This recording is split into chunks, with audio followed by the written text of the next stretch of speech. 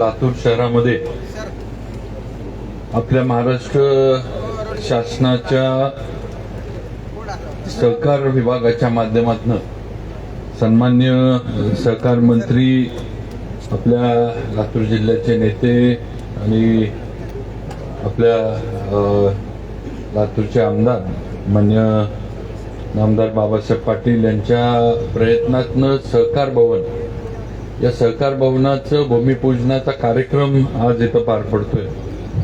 आताच आपले आमदार मान्य विक्रमजी काळे साहेब यांनी आपल्याला मार्गदर्शन करून, आणि तसं होईल तर प्रत्येक विभागाचे थोड्या कानपिचक्या देऊन विक्रमजी गेलेले आहेत.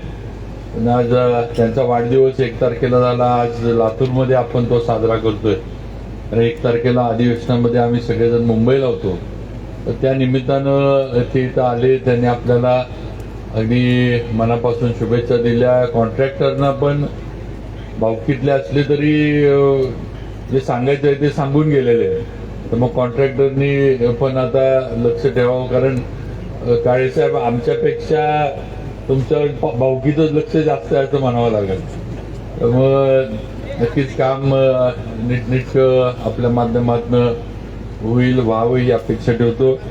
त्याचबरोबर इथं उपस्थित असलेल्या आपल्या लातूर महानगरपालिकेच्या महापौर मान्य श्रीमती जयश्रीताई सोनकांबळे, आपल्या लातूर जिल्हा परिषदच्या अध्यक्षा मान्य श्रीमती उषाताई पाटील, त्याचबरोबर लातूर जिल्हा परिषदचे उपाध्यक्ष श्री दयानंद सुरवसे, लातूर जिल्हा बँकेचे संचालक मान्य अशोक गोविंदपूरकर, नगरसेवक तथा माजी महापौर आणि या विभागाचे प्रतिनिधी मान्य विक्रांत गोजमगुंडे, मान्य उत्तमराव माने, सभापती जिल्हा परिषद लातूर, मान्य राजकिशोर मोदी उर्फ बापा मोदी, जे आंबेजोगाईचे पीपल्स बँकेचे नेते, त्याचबरोबर मान्य शिवानंद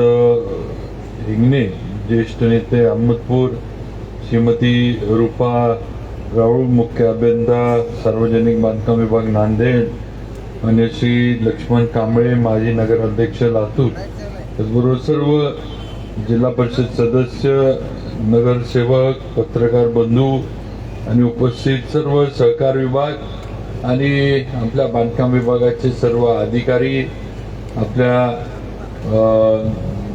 लातूर आणि या परिसरातून आलेले सर्व सहकारामध्ये काम करणारे सर्व मान्यवर, सगळ्यांचं मी मनापासून इथं स्वागत करतो. सहकाराला महाराष्ट्रामध्ये एक वेगळी परंपरा, एक वेगळी ओळख आहे.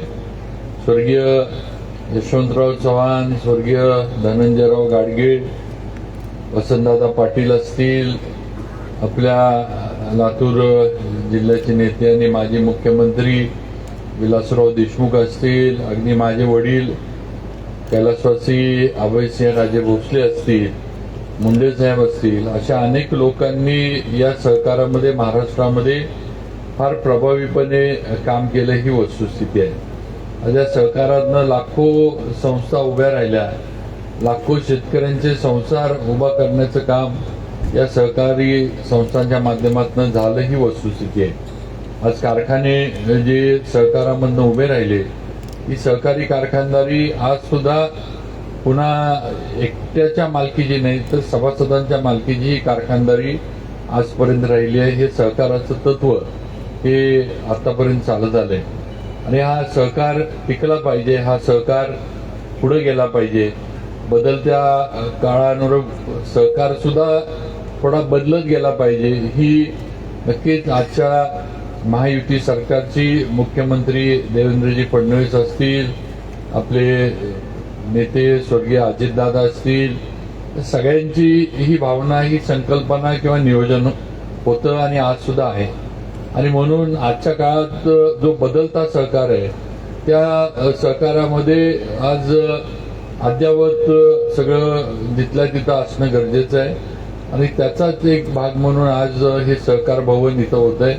आज आपल्या लातूरमधले जिल्ह्यातले 11 सहकार विभागाचे कार्यालय ही या ठिकाणी आपल्या सहकार भवनामध्ये एका छताखाली आणली जाणार आहे. आणि मला आपल्याला सांगावंसं वाटतं किंवा नक्कीच मनापासून आनंद आहे की हे काम जे आहे हे नुसतं बाबासाहेब पाटलांनी लातूर पुरतं आणलंय असं नाही आहे, तर महाराष्ट्रामध्ये अनेक शहरांमध्ये मला वाटतं तरी बीड नाही आणि इतर पण पुणे असेल, पश्चिम महाराष्ट्र असेल, सगळीकडं सहकार विभागाकडनं सहकार भवन उभा करण्याचं काम फार ताकदीनं सुरू आहे. आमचा सातारा जिल्हा असू दे, कोल्हापूर असू दे, पुण्यात या जिथं तुम्ही जाल प्रत्येक ठिकाणी सहकार भवन उभा करण्याचं काम हे माननीय बाबासाहेब पाटलांच्या माध्यमातून, सहकार खात्याच्या माध्यमातून आणि शासनाच्या माध्यमातून आज सुरू आहे ही वस्तुस्थिती आहे. आणि म्हणून एकाच ठिकाणी सगळे कार्यालय आल्यानंतर सहकार